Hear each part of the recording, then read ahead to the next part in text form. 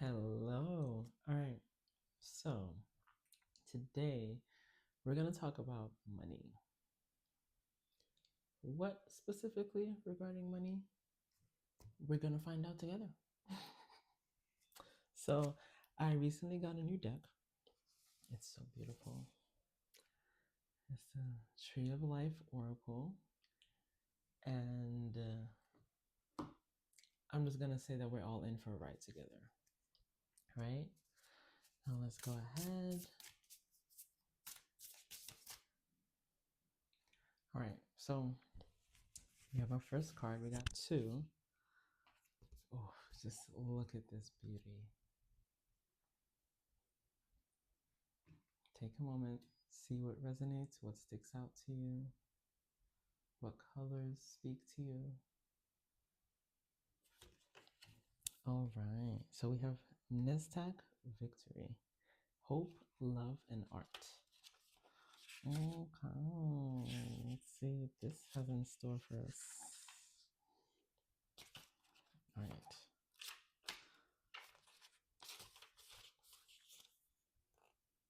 Here we go. Number 7 on the Tree of Life. Nestak sits at the base of the Pillar of Mercy, observing our feelings and our place in nature, our artistry. It is where beauty is moved into being. Ooh. It's where beauty is moved into being. The planet is Venus. I'm going to show you this while I'm reading the description. Venus, goddess of love and overseer of all things that bring us joy through our senses. Find her in your heart, in your appreciation of art and beauty, and in love in all of its forms. We're often asked to share how we feel. Sometimes that can be frustrating, yet Venus and Netzach are asking you to be victorious over those feelings by working with them to get to the heart of them. Are y'all seeing where money comes into play with this? Okay. Because there's a lot of subconscious feelings, beliefs that we have towards money that we may not even be aware of. Okay. And you know, you may feel like you're going through this constant cycle of just either living the paycheck to paycheck or barely even got a paycheck to live from. Okay. And it's like you keep asking yourself, why are you in this situation? Right? Why are you going through this? When what you should be asking is, what beliefs do I have that are keeping me in this cycle? How can I start to uproot those beliefs? Because clearly they're not serving you for your highest good. So something has to be done, right? But first, you have to become aware that there's even a problem, right? Not necessarily a problem, but more of a new experience to be offered. One that just might be a little bit better than the one you're currently in. All right. Let them in. Let yourself feel. And if you need to walk in nature, be with the creatures of the earth, grab a paintbrush or sing a song, then so much the better. Hold yourself in a state of grace. Learn to walk with your head held high. Be victorious over your feelings by seeing them for what they are, fleeting. When this card appears, you may be seeking answers about your love life. Venus suggests the real beauty in letting go of the outcome and remaining in a place of love regardless, a place of self-love from where all other loves spring. It really all just starts from self-love, right? Everything, everything literally goes back to that. Perhaps an old lover is returning now. Ask if a leopard can truly change its spots. Unlike Yesod, this is a place of instinct rather than intuition. The animal in you will react. What happens after that is a choice.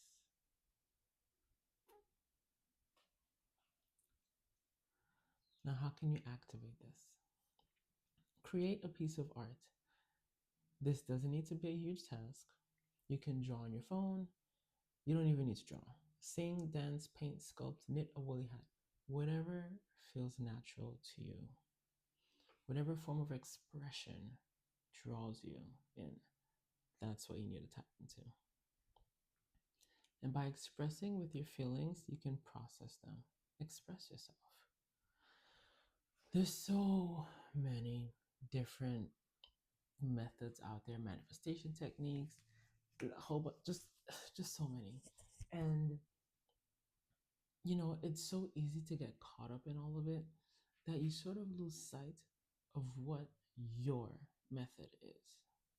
This is the number one thing I preach on. Okay, we are not all the same. We are all individuals. Okay, what works for me may not work for you. And my job is to help you find what works for you, not to push my technique on you. Okay, I can give you suggestions that you may want to try out, but ultimately, I'm here to help you find your method, okay, your soul aligned way. And this plays a part too with building a business, right? There's so many coaches out there who say you got to do it this way, you got to do X, Y, and Z. Meanwhile, you've been doing X, Y, and Z all along, and still nothing's happening because that is not aligned with you. Okay. And more importantly, being in tune with your human design goes a long way. Okay. Excuse me. What that really shows you, it basically strips you naked while showering you with so much love and grace. And it really just it validates a lot that you may have been questioning over your entire life.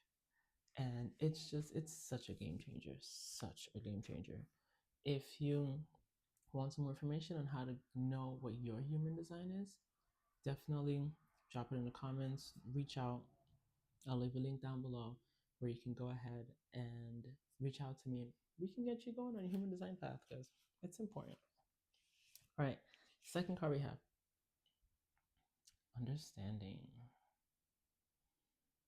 Take a moment and look at this.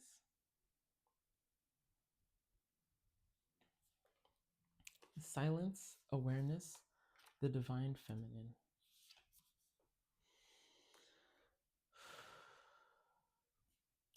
Bina is, now I'm not sure if it's Bina or Bina, so I'm gonna just say Bina. It's number 3 on the tree of life.